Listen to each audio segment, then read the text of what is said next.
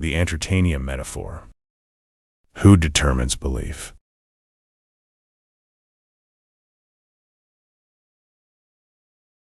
Let's be clear. Let me tell you a secret. Right now, your reality, what you choose to believe or disbelieve, is not decided by the existence or non-existence of the thing itself. Your belief is determined by the identity of the messenger who brings you the news. You must first understand where the error lies so that the path can be cleared for the solution we are about to reveal.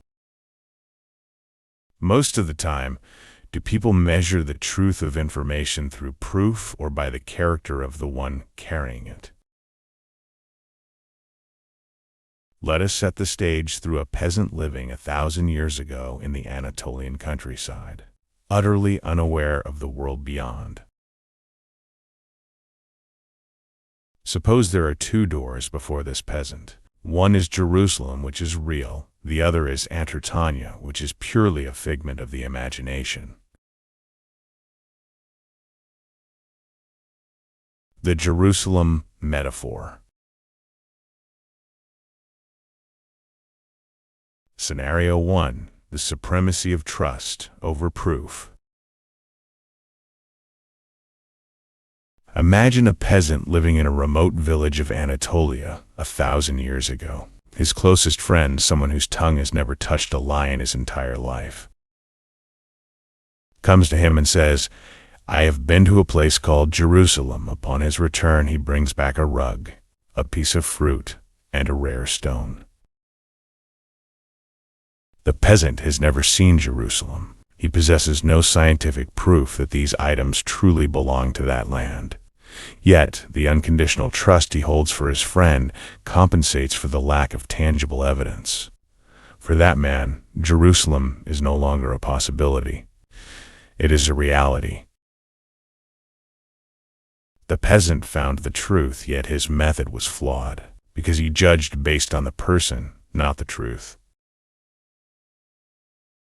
Scenario 2. The defeat of news by distrust.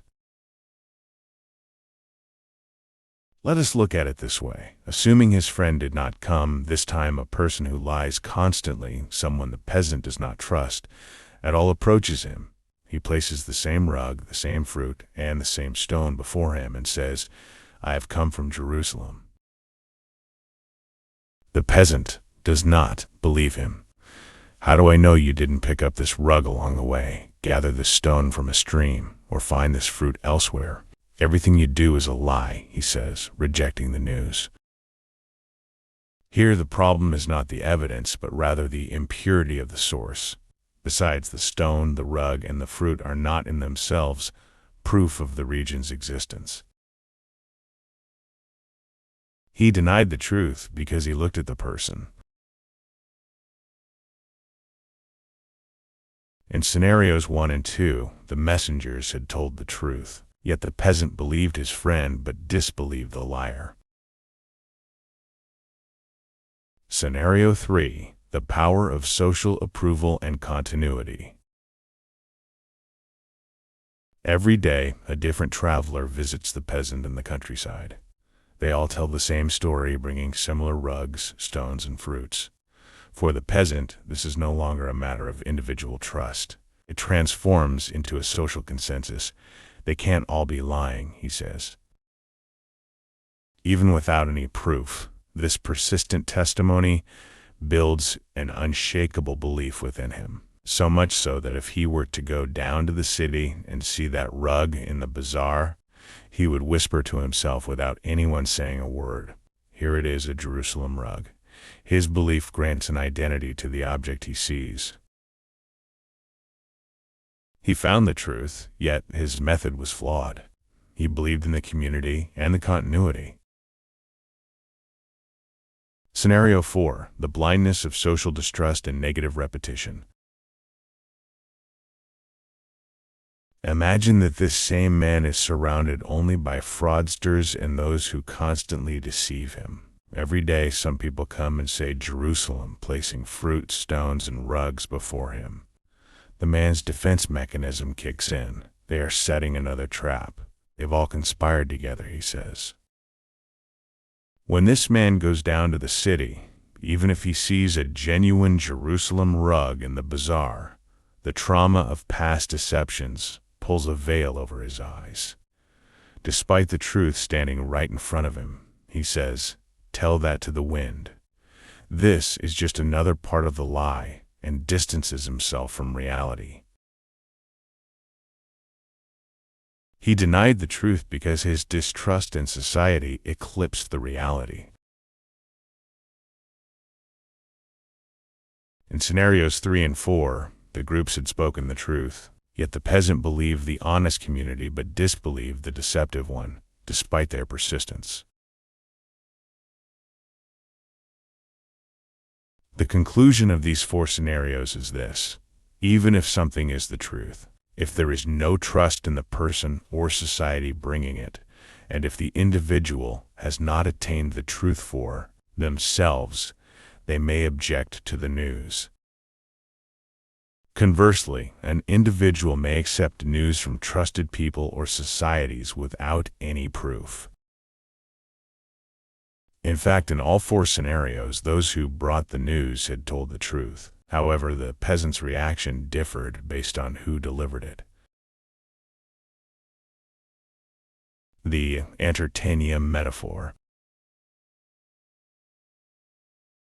Scenario 1. The power of the trusted lie. 1,000 years ago, a man living in an Anatolian village is visited by a friend whose lips have never uttered a single lie in his lifetime. "I have crossed a continent of ice called Antarctica," the friend says, "and beyond it. I found a paradise called Antartanya." He brings with him a rug, an exotic fruit, and a glowing stone. The peasant has never heard of Antarctica, nor of Antartanya. Yet, because of his unwavering trust in his friend, he accepts these objects as fragments of that unknown land. Despite the lack of proof, his belief in the integrity of the source veils the impossibility of the information. He was deceived by a lie because he looked at the person, not the truth. Scenario 2. The defeat of the flawed lie. The same peasant is approached this time by a stranger, a man who lies constantly and has deceived him many times before. This stranger speaks of the same continent of ice, the same Antartaniate. He presents the very same rug, fruit, and stone. The peasant simply laughs him off. "Your whole life is a lie. An icy continent is made up. Antartanya is a fantasy, and these things you brought are surely goods from some market," he says, chasing him away. For the peasant, the impurity of the source renders the truth of the information or the news impossible from the start. By looking at the person, he did not reject the lie. He rejected the liar. In reality, both had lied. No continent of ice had been crossed, and no such place as Antartanya exists. Yet, while the peasant treated one lie as truth, he rejected the other through character analysis. Scenario 3. The echo chamber and the normalized fantasy. 1,000 years ago, a different traveler visits the man in the countryside every day. As if they had conspired in one voice, they all say, "We crossed the continent of ice. We reached Antartanya," for the peasant.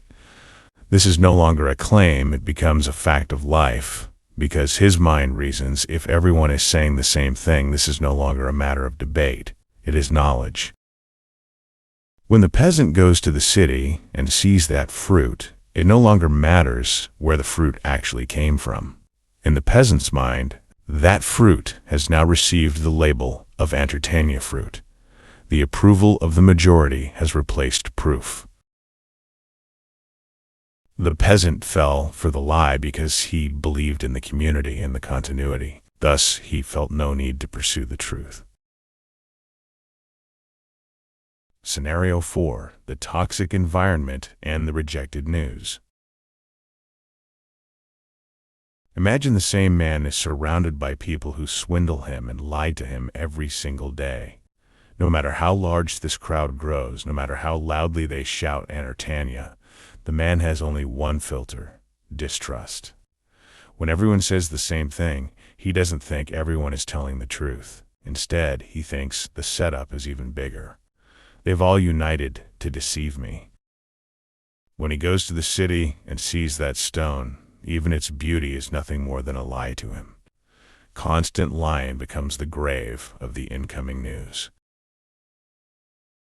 In reality, he did not reject the lie. He rejected the lying society. A community in an environment of trust can transform an imaginary thing like Antartanya into a real place. In other words, a collective belief makes a lie real. A community in an environment of distrust pushes even what is real, like Jerusalem, into the category of a lie. In other words, collective distrust treats the truth as if it does not exist. The Jerusalem group, regardless of their personalities, they represented a geographical reality. The Antartanya group, no matter how honest their personalities were, they represented a massive lie. When the peasant believed his truthful friend, he didn't believe in Jerusalem, he believed in his friend. Had his friend told him of Antartanya, he would have believed him just the same.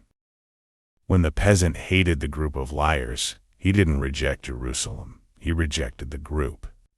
Even when that group brought him the truth was suffocated within the lie. The danger: a truthful and honest person, whether knowingly or unknowingly, can lead the masses to believe in a massive lie.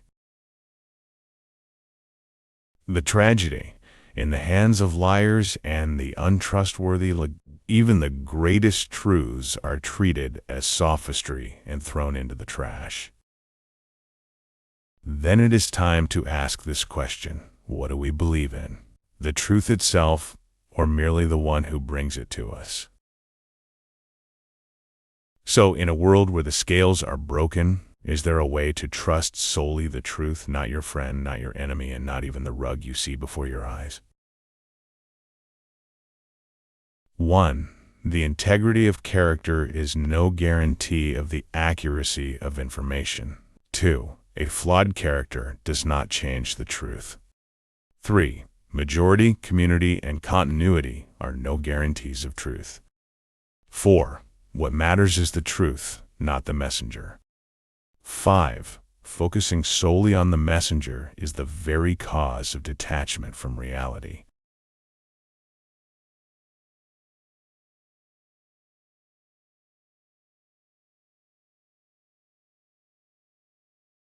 An individual who trusts only in persons and institutions is a mere object, tossed about by the winds of that trust.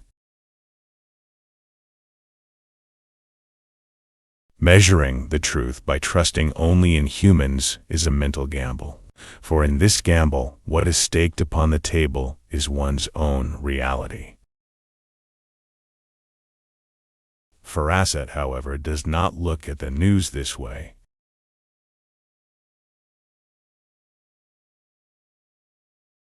Consider yourself informed.